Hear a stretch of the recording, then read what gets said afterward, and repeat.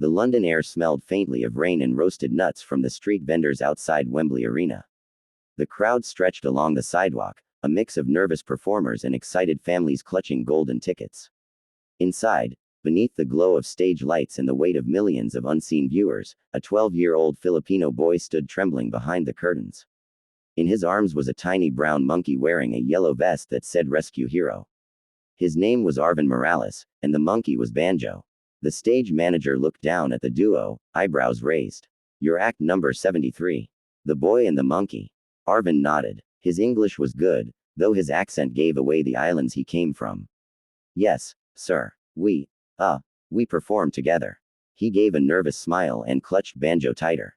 Banjo, as if sensing the tension, squeaked softly and touched Arvin's cheek with one tiny hand. The gesture drew a few ahs from nearby contestants waiting in line. But Arvin's heart was hammering. This was the Britain's Got Talent stage. And Simon Cowell was out there, the man who could crush or create dreams with a single raised eyebrow. The curtain lifted a fraction. Through the gap, Arvin saw the massive auditorium. Thousands of faces, cameras, glittering lights. He took a deep breath. He wasn't here for fame. He was here because of a promise, one made in the darkest, wettest night of his life. 2 years earlier, in the coastal town of Tacloban in the Philippines, Arvin had been just another boy selling candies by the market. His mother worked at a small eatery, his father at a construction site. Life was simple, if sometimes hard. But one day, a typhoon hit, one stronger than anyone had seen in decades. It tore roofs off houses, turned roads into rivers, and swallowed entire neighborhoods. Arvin's family survived, but their home did not. In the chaos that followed, Arvin found himself helping his mother look for survivors among the debris. It was there, under a collapsed tree, that he heard the soft whimpering, like a baby's cry.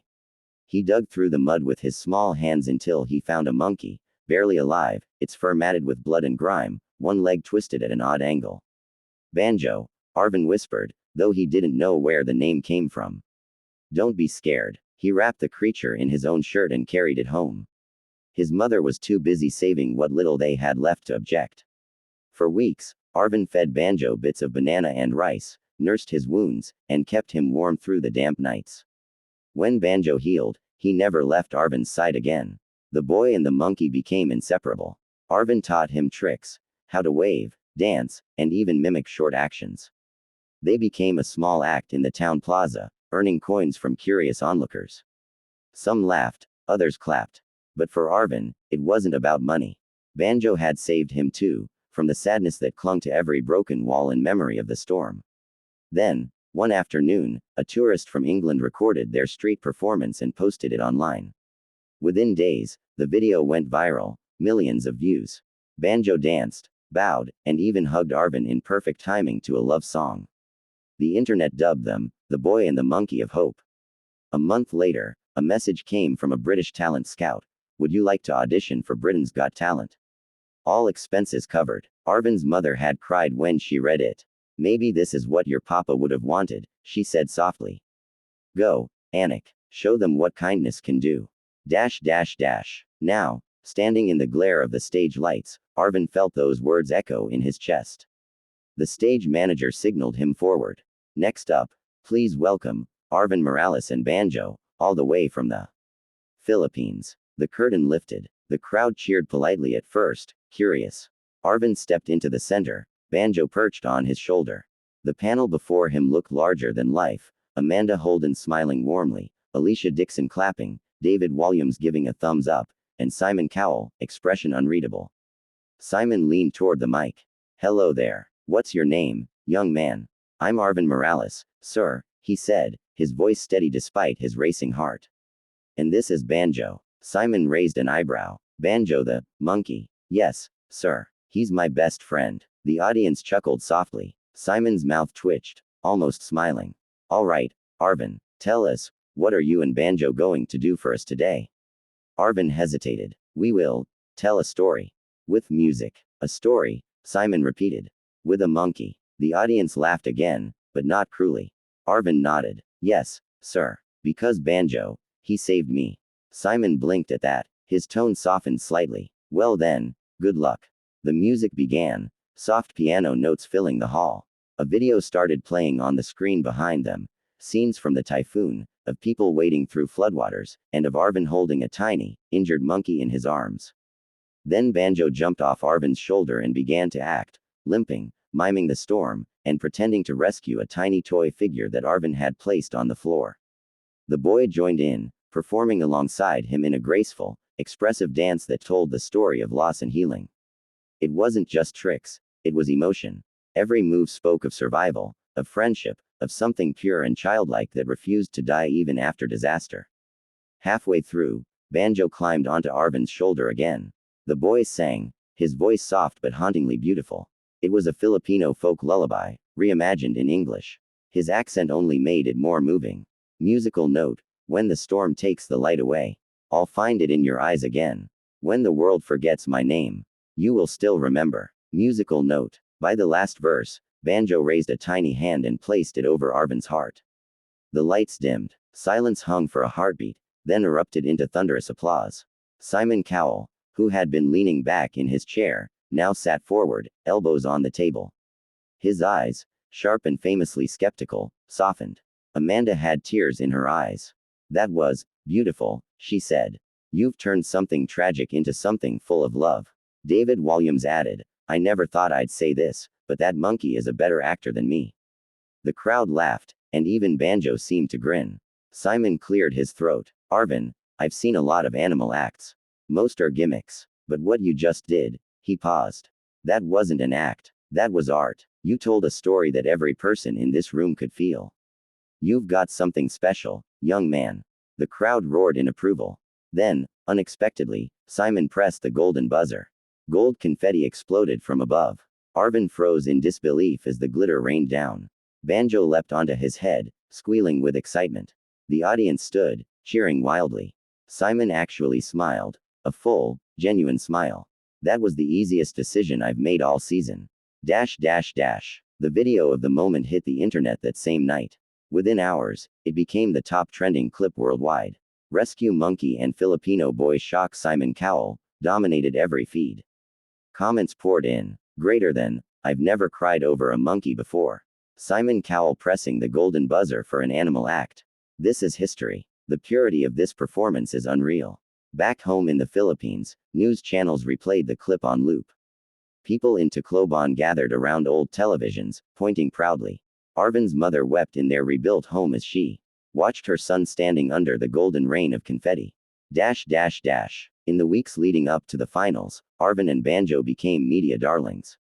They were interviewed on morning shows, featured in newspapers, and even invited to Buckingham Palace for a charity event. But fame didn't change Arvin. He still cooked rice for Banjo in a tiny pot in the hotel room, still whispered bedtime prayers in Tagalog before every show. Simon personally visited one of their rehearsals, something he rarely did. You don't have to top your audition, he said. Just be honest again. That's what people loved. Arvin smiled shyly. I only know how to be honest, sir. Simon nodded. That's why you're going to break hearts. Final night. Wembley Arena was packed. Millions watched from around the world. The air felt electric. Arvin stood backstage in his white barong Tagalog, a traditional Filipino shirt, while Banjo wore a small version of the same. The announcer's voice boomed. Next up, finalists Arvin Morales and Banjo, the boy and the rescue monkey. Their final performance began not with music, but with silence. A spotlight revealed Arvin kneeling beside a small wooden cross on stage, symbolizing loss. Then, slowly, Banjo approached and placed a flower beside it. The screens behind them played scenes of rebuilding, people helping each other, children laughing among ruins. The music swelled, orchestral strings blending with native Filipino percussion. Arvin danced, lifting Banjo high above his head as golden light filled the stage. It was no longer about tragedy, it was about rebirth. About love that rebuilds. At the climax, Banjo pressed a button on a small device, and a real message appeared in glowing letters above them. Kindness is stronger than any storm. The audience went silent for a long, trembling moment. Then the cheers came, louder than ever before. Simon wiped a tear from his eye, though he quickly pretended to adjust his jacket. You two have reminded us, he said when the applause finally calmed, that talent isn't just about skill. It's about soul. And you, Arvin, have more soul than most adults I've met. Banjo, you're a little hero. Arvin bowed deeply. Thank you, sir, for believing in us. They didn't win the competition that night. A magician took first place, but it didn't matter. Arvin and Banjo became global symbols of hope. Charities reached out. Animal rescue organizations wanted Banjo to be their ambassador. A documentary crew followed them back to the Philippines, where they helped raise money to build a small community center in Tacloban called the Banjo House, a place for orphan children and rescued animals to heal together. Simon Cowell himself visited during its opening, surprising everyone. He knelt beside Arvin, now taller and more confident. You've done more with this platform than most winners ever do, he said. I'm proud of you, kid. Banjo climbed onto Simon's shoulder and tried to put his little hat on him. The crowd laughed, and Simon chuckled, a rare, unguarded moment. All right, fine, he said. He's the real star anyway. Years later, long after the lights of fame had dimmed, Arvin would look back on that night in London as the moment his life, and Banjo's, changed forever. He grew up to study animal behavior and founded a wildlife rescue center in Leyte. Banjo lived a long, happy life surrounded by children and other rescued animals. When he passed away peacefully in his sleep, the whole community mourned him like family. On the day of Banjo's burial, Arvin spoke softly to the small crowd gathered under the mango trees. He was more than my friend. He was my reminder that no life is too small to save, and no love too small to matter. He looked up at the sky, eyes glistening. Thank you, Banjo. You rescued me first. Months later, Arvin received a letter from London. Inside was a small golden replica of the Britain's Got Talent buzzer button, engraved with the words, "Greater than for Arvin and Banjo, the act that proved hearts have no borders." Simon Cowell. Arvin placed it on the wall of the Banjo House, right above the entrance, where hundreds of children saw it every day. Whenever someone asked him how a simple boy from Tacloban had ended up on one of the biggest stages in the world, he would smile and say, "It started with kindness, and a monkey who refused to give up."